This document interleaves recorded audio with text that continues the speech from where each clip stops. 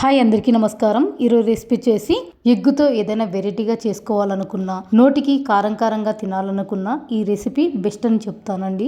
నోటికి కారంగా రుచిగా తినాలనుకుంటే 5-10 నిమిషాల్లోనే చాలా సింపుల్గా తయారు చేసుకోవచ్చండి. టేస్ట్ మాత్రం సూపర్ అంటే సూపర్గా ఉంటుంది.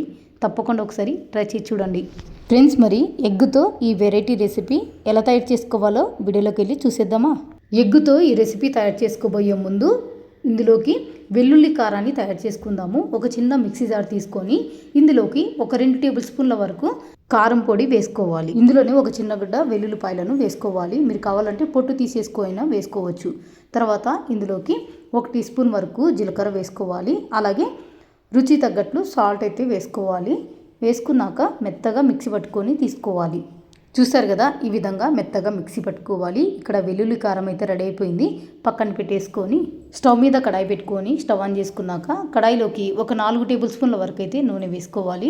నూనె వేడవగానే ఇందులోకి ఆవాలు జీలకర్ర వేసుకోవాలి. ఇందులోనే ఒక 2 పచ్చిమిరపకాయలను కట్ చేసుకొని వేసుకుందాము.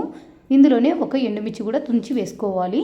తర్వాత కొద్దిగా కరివేపాకు వేసుకొని మంట సిమ్లోనే పెట్టుకొని ఈ పోపు దినుసులు కరివేపాకు, ఎండుమిరపకాయలు, పచ్చిమిరపకాయలను బాగా కలుపుతూ ఫ్రై చేసుకోవాలి. పోపు దినుసులతో పాటు కరివేపాకు, ఎండుమిర్చి, పచ్చిమిరపకాయలను బాగా ఫ్రై చేసుకుంటే ఈ ఫ్రైకి మంచి రుచి వస్తుంది. తర్వాత ఇందులోకి 3 మీడియం సైజులో ఉల్లిపాయలను సన్నగా కట్ చేసుకొని వేసుకోవాలి.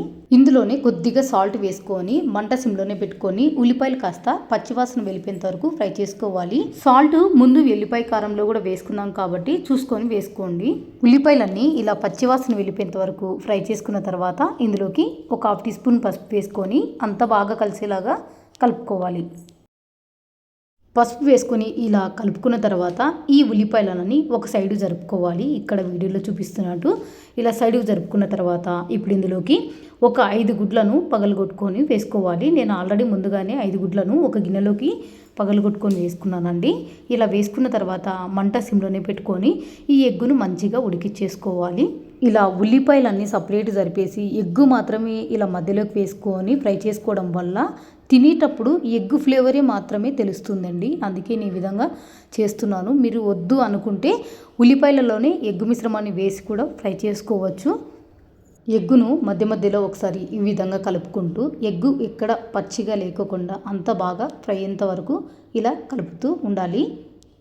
మరి ఎక్కువ పొడిలాగా చేసుకోవద్దండి. కొంచెం ఎగ్గు ముక్కలు అనేది కొంచెం పెద్దగా ఉంటేనే ఈ ఫ్రైకి చాలా బాగుంటుంది. చూసారు కదా, ఎగ్ అంతా ఈ విధంగా మంచిగా బాగా ఫ్రై చేసుకోవాలి. ఎగ్ కూడా మరీ మెత్తగా లేకోకుండా కొద్దిగా క్రిస్పీగా వచ్చేంత వరకు ఇలా కలుపుతూ ఫ్రై చేసుకున్నారంటే టేస్ట్ చాలా బాగుంటుంది. ఈ రెసిపీ అయిపోయేంత వరకు మనం సిమ్లో పెట్టుకొని చేసుకోవడం వల్ల మాడిపోకోకుండా మంచి రుచిగా ఉంటుంది. ఇలా ఎగ్గుని మధ్య మధ్యలో కలుపుకుంటూ బాగా ఫ్రై చేసుకున్న తర్వాత ఇందులోకి మనం ముందుగా తయారు చేసి పెట్టుకున్న వెల్లుల్లి కారం అంతా వేస్తున్నాను. వేసుకున్నాక మంట సిమ్లోనే పెట్టుకొని ఈ వెల్లుల్లి కారాన్ని ఈ ఎగ్గుకంతా పట్టేటట్లు బాగా కలుపుకోవాలి. నేను ఇలా కలుపుతుంటేనే వెల్లుల్లి కారం అయితే మంచి సువాసన వస్తూ ఉందండి. నేను ఇలా కలుపుతుంటేనే ఆ వాసనకి నాకు నోట్లో నీళ్ళు వచ్చేస్తున్నాయి. ఎప్పుడెప్పుడు తినేద్దామా అన్నంతగా ఆతృతగా ఉంది. కొన్ని వంటలు చేయడానికి చాలా సింపుల్ అయినా చేసే విధానం బట్టే కూర రుచి అనేది అద్భుతంగా ఉంటుంది. ఇలా వెల్లుల్లి కారం అంతా వేసుకొని ఒక్క 2 నిమిషాలు ఈ ఎగ్గుని బాగా ఫ్రై చేసుకోవాలి. అప్పుడే ఎగ్గుకు ఉప్పు కారం అంతా బాగా పట్టుకొని ఫ్రై కూడా చాలా బాగా కుదురుతుంది.